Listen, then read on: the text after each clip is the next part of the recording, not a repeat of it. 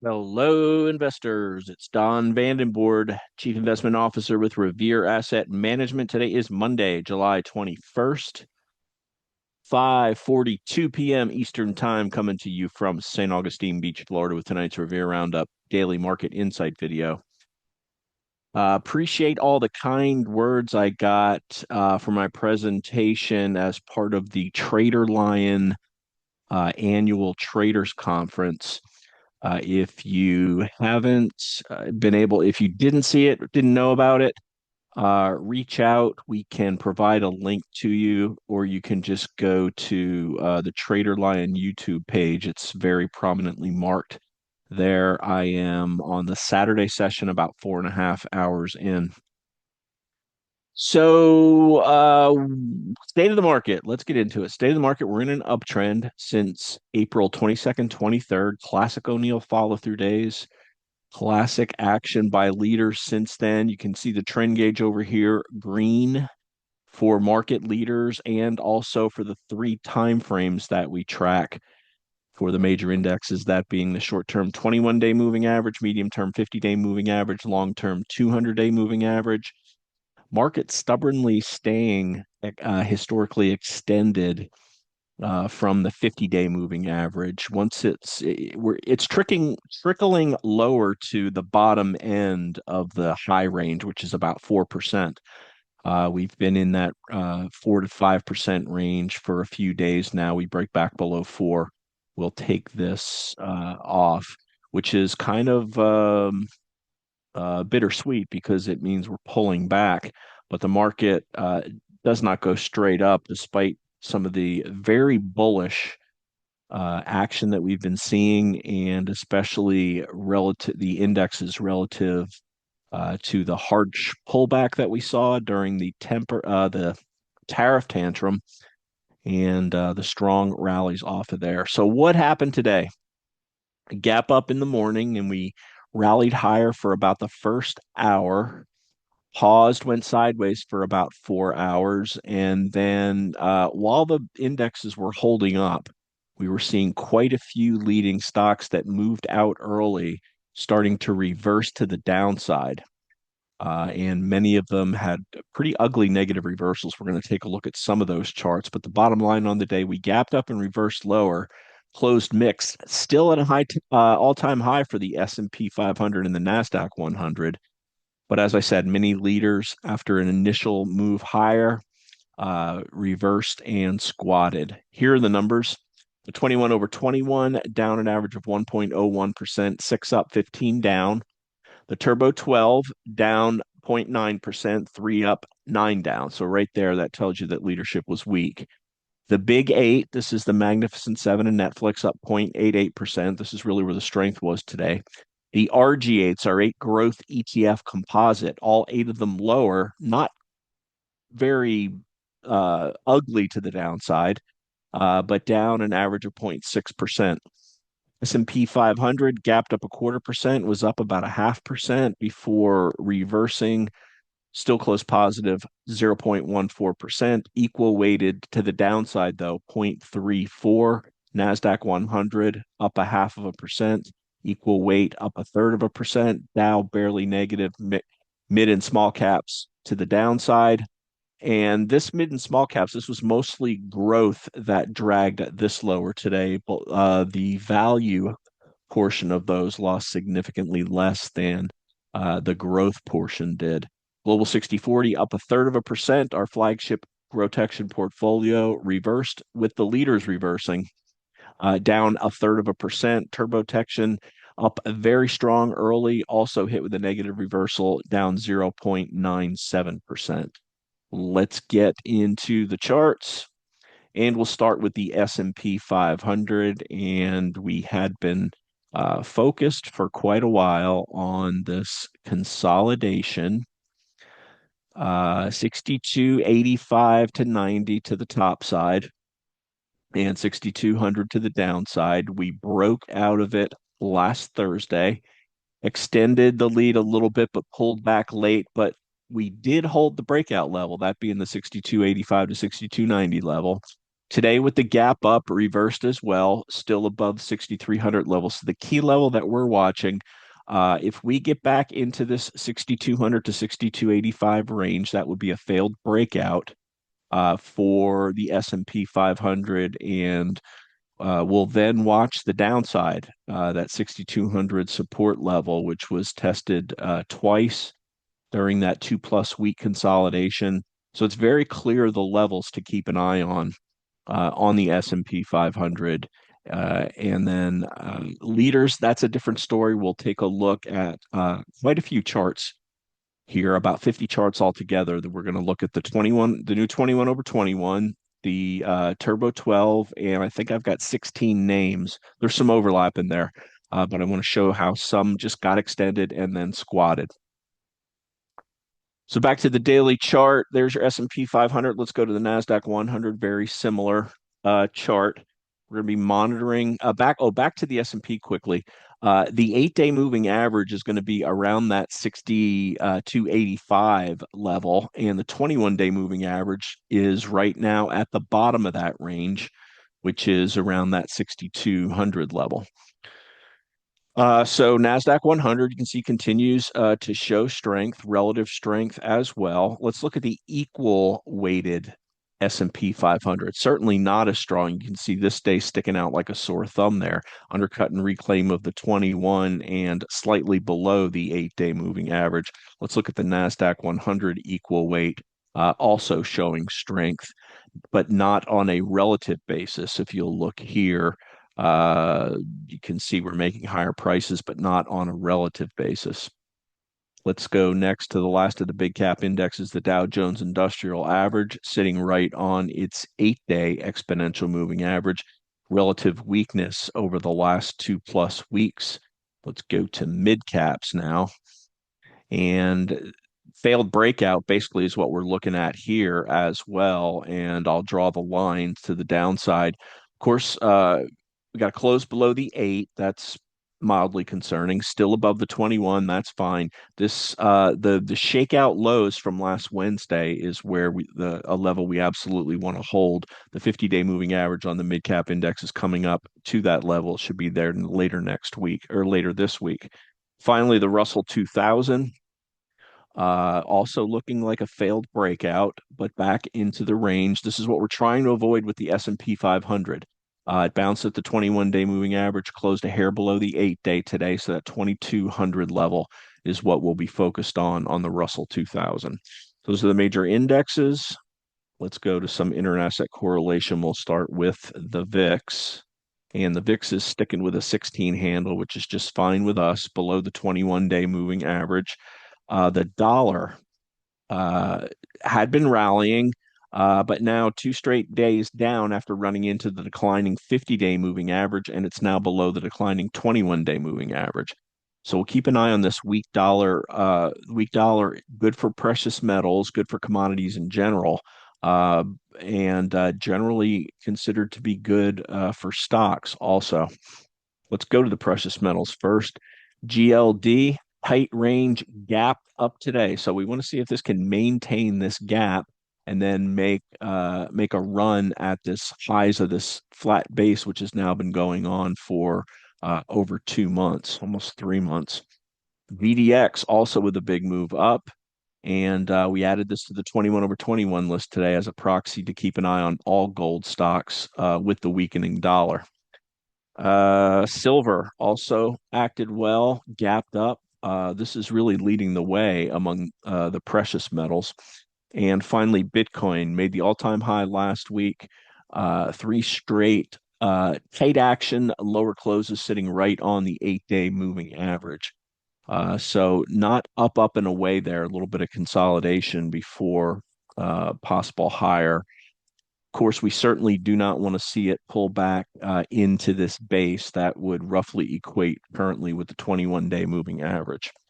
On the bonds now, bond prices up. That means bond yields down. In fact, you can see a downtrend line broken today on the broad BND index. Same thing with TLT. And if we broke a downtrend line on the price, we're going to break an uptrend line on the yield, and you can see that there. This is what the administration wants. This is what businesses want too. Lower rates always great for growth names. Break of that uptrend line. All right, so that's all our inter asset correlation. Let's go to the tail of the tape. Um, what stands out here? Well, earnings so far, 62 companies of the S&P 500 have reported, and 85% have beat their expectations. This is per FactSet, who monitors that sort of thing. Big earnings this week for big tech, Tesla and Google after the close on Wednesday. We'll be keeping a close eye on that. Keys coming into today, S&P, NASDAQ, and Russell against their 8 days and all-time highs or recent highs. S&P made the all-time high, as did the NASDAQ 100.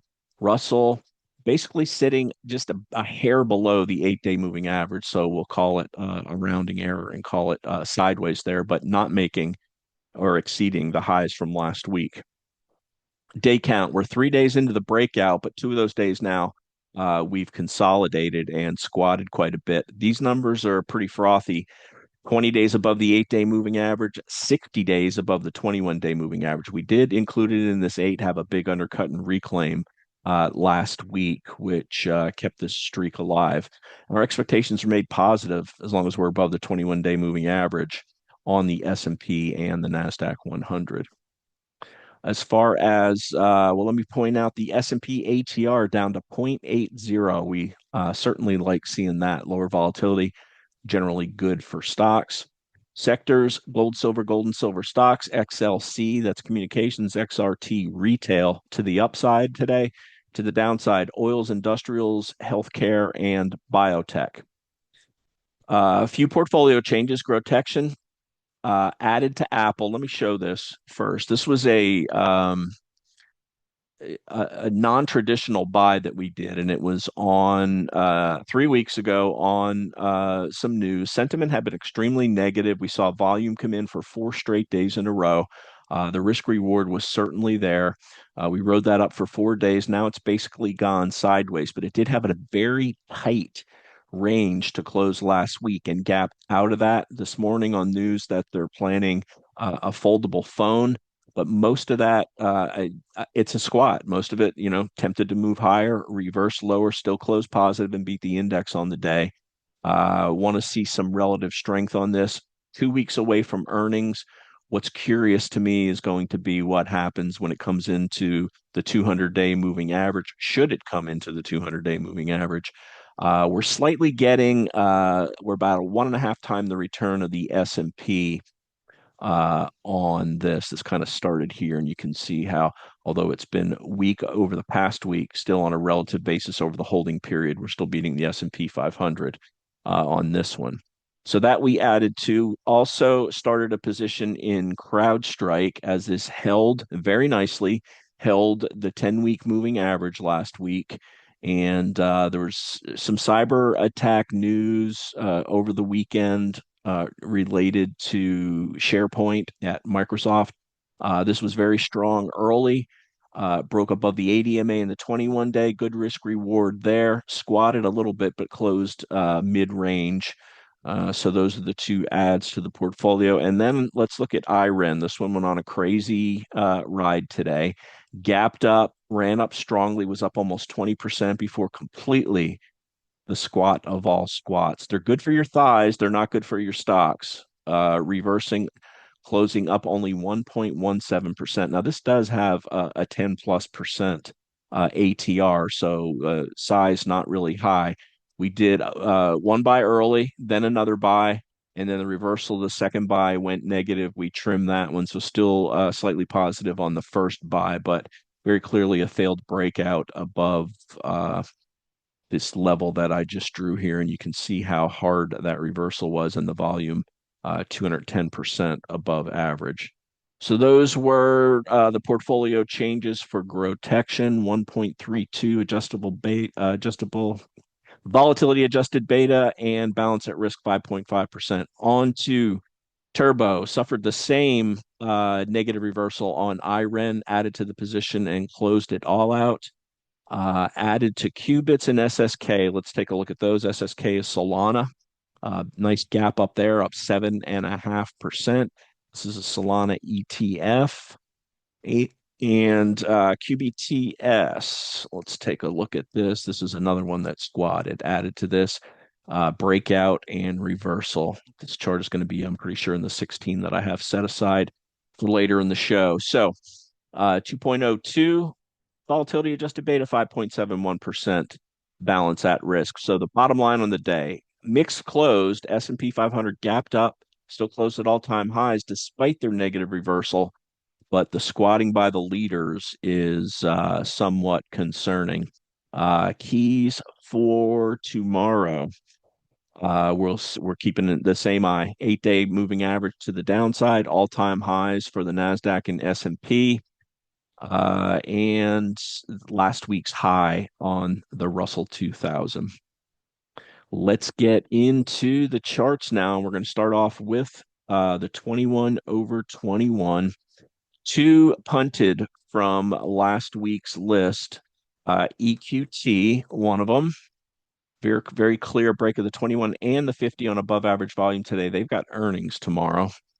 And also Uber closed below the 21-day moving average, tried to rally up into the 21 today and reversed there. So those are the two that came off. I'll point out the two new ones when we get there. Actually, they're herein and GDX, two that we've already looked at. So here's Palantir. Everything with a green arrow here is owned in the GROTECTION portfolio. This 2121 list, probably 90% of our buys come from this list. So Palantir, GEV, Hood, all stocks that had very nice runs last week, pulled back a bit today. NVIDIA, Coin, another one that squatted. AV, nice 2-day pullback. There's Bitcoin. There's herein. So that's everything that's owned. These are carries over that held the 21. Credo, PWR, CCJ, SoFi, DraftKings, nice tight setup on DraftKings. Reddit, Circle, MP, looking for a way into this one as it pulls back. DoorDash touched the 21 twice last week, moved off of it today. FCX, Delta Airlines, tight sideways since its earnings gap up. VST, just holding on to the 21. GDX, the new entry along with herein. Let's go to the Turbo 12 now. Only one was punted out. So 11 carries over and one name. If we own it, we've got a green flag there. So AAOI, ASTS, herein, AS holding on to the 21 barely. KTOS continues to be strong. LEU, another one that squatted today. OUST also squatted, not that much though. Sedge moving out. Nice move there. MIR reversal. SYM, another one that squatted.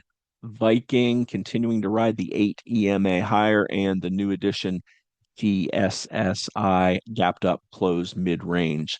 So let's take a look at these 16 squatters. All right. herein, we already showed. LNG.